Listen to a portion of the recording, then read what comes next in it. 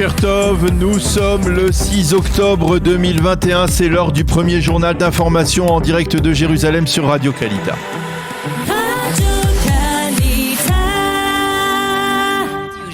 Le journal en direct de nos studios de Jérusalem.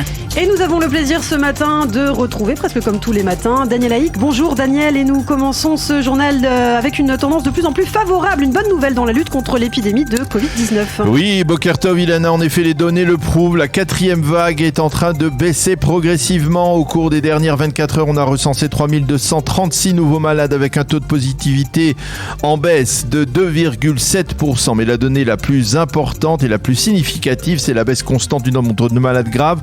On n'en recense plus, entre guillemets, que 489, dont 197 qui sont sous assistance respiratoire dans les différents départements Corona des hôpitaux israéliens. Et c'est avec ces données encourageantes que le cabinet restreint de lutte contre l'épidémie doit se réunir aujourd'hui.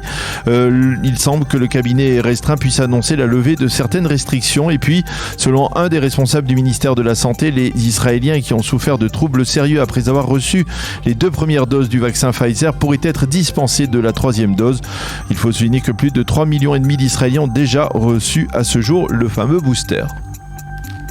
Dans le reste de l'actualité, Daniel a noté cette déclaration ferme du chef d'état-major de Tsahal à propos de la menace iranienne. Oui, le général Aviv Kochavi s'est montré très déterminé hier lors de son intervention. Il a promis qu'Israël continuera à déjouer les capacités nucléaires des Iraniens. Nos opérations militaires visant à contrer ces capacités de Téhéran vont se poursuivre, a dit le général Kochavi. Quant au chef des services de renseignement sortant, le général Tamir Eman, il a déclaré que le régime iranien finira par tomber. L'histoire nous a appris que ce que deviennent les régimes aussi sombre que le régime iranien, a déclaré le général Eyman. Et pourtant, Daniel, l'administration Biden ne semble pas encore avoir abandonné la voie de la négociation dans ce dossier. Oui, effectivement, hier, le conseiller à la sécurité nationale américaine, Jack Sullivan, a affirmé que la diplomatie était le meilleur moyen pour empêcher l'Iran de se doter de l'arme nucléaire. Mais si la diplomatie échoue, nous sommes prêts à envisager d'autres solutions, a déclaré Sullivan, qui a fait cette déclaration à l'issue des travaux du comité stratégique conjoint Israël-États-Unis qui s'est tenu hier à Washington. Côté israélien, les experts étaient conduits par le conseiller à la sécurité nationale Eyal Khoulata. La semaine prochaine, c'est le chef de la diplomatie israélienne Yair Lapid qui sera à Washington pour débattre avec son homologue Anthony Blinken de la position actuelle des Américains dans le dossier du nucléaire iranien. Et puis on revient en Israël et aux menaces internes avec une autre déclaration, cette fois du conseiller juridique du gouvernement. Oui, le docteur Avichai Mendelblit a apporté son avis d'expert juridique au débat sur l'implication du Shin Bet dans la lutte contre la délinquance dans le secteur arabe israélien.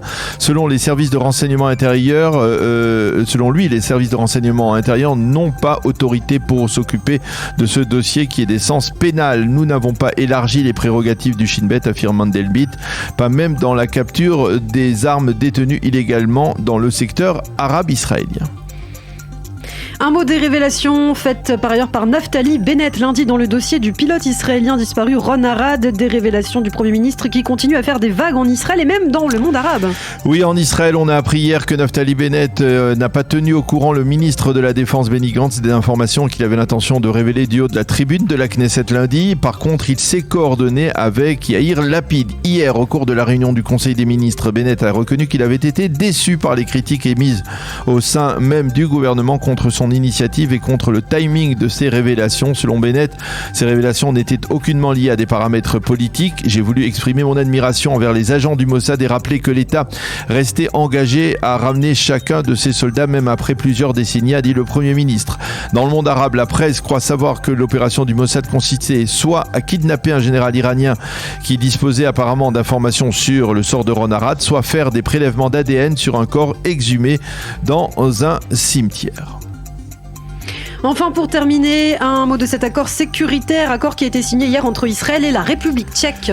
Et oui, effectivement, selon les termes de cet accord, la Tchéquie va se doter de systèmes de défense aérienne Spider, produits par l'État d'Israël et fabriqués par la compagnie Rafael.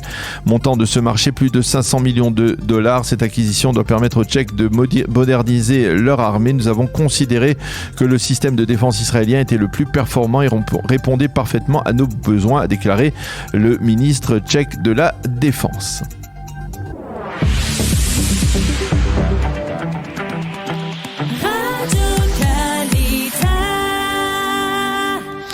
Une rapide page météo pour clôturer ce premier journal d'information. Le temps sera de moins en moins chaud sur l'ensemble du territoire israélien. Les températures, Jérusalem aujourd'hui 25 degrés, 28 à Tel Aviv et 30 degrés à Eilat.